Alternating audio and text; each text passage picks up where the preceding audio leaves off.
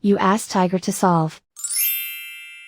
This deals with linear equations with one unknown. The final result is x equals 17. Let's solve it step by step. Swap sides. Group all constants on the right side of the equation. Add 2 to both sides. Group like terms. Simplify the arithmetic.